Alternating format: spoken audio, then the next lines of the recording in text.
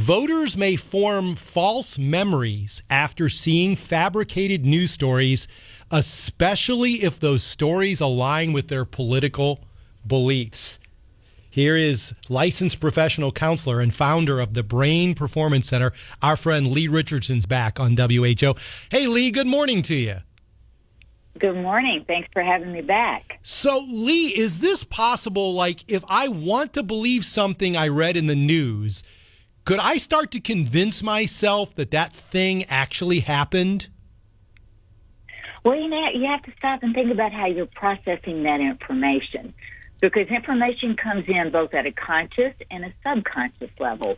But we process a lot more of information on a subconscious level, and we let this thing called bias influence what we let in to process.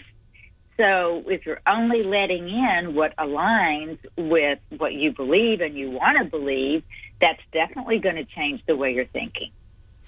In this study, what this had to do was it was over the abortion fight in Ireland, Lee, and here's what I found fascinating about the study. People were given a fabricated incident in which their political opponents were acting badly, and they were asked, hey, do you remember reading about this before? And the people who sided with their political side, and it was the opponents that were acting badly, said, oh, yeah, I think I've heard about that.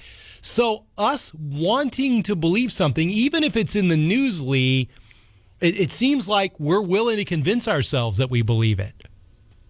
Well, we are. We like to think that we're rational, but really most of the time our decisions and our beliefs are guided by emotional and irrational thinking. Right. So talk to me about why this may exist, Lee, in regard to we want to believe the worst about people that disagree with us. That's what I find fascinating. What kind of psychological factor is involved in this? Well, I think, it goes back to how that brain works.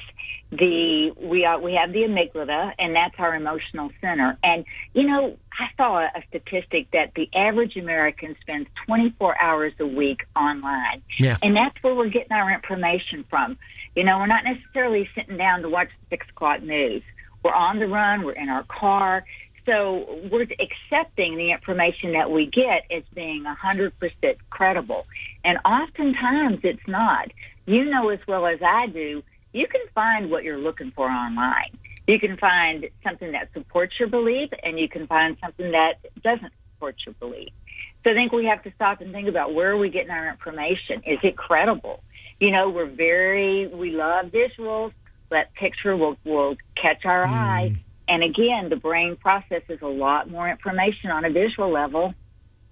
And Lee, what I worry about is the endless cycle. Like, if I want to believe that the people who disagree with me are bad people, the media is there to feed that all the time. So do you find that this is going to contribute to more divisiveness in our country? We always talk about unity in this country, but it seems like these kind of factors keep us apart as people. Well, they do, and I think, we need to slow down. And I saw another study that said 6 out of people that get 6 out of 10 tweets, the people, they'll retweet it. They don't even read it. They don't even really know what they're tweeting. They just saw one line that caught their eye and they liked it. Yeah. So I think we need to become more responsible for what we communicate and have some accountability. I was reading a column the other day, Lee, and it had to do with, yes, be politically active, but don't be having a politicized life. And that means that you're just thinking about it constantly, and a lot of times you're just outraged about it. Are you seeing in your office, are you struggling more and more with problems of people showing rage because it seems like there's just this inflamed state of mind that's constantly being promulgated on social media, especially Twitter? It just seems like that's an anger repository. I wonder if you're seeing any actual effects of people that come in your office. Absolutely. I wrote an article for Katy Trail. It's a local paper, and it was on how to deal with political anxiety. Yeah.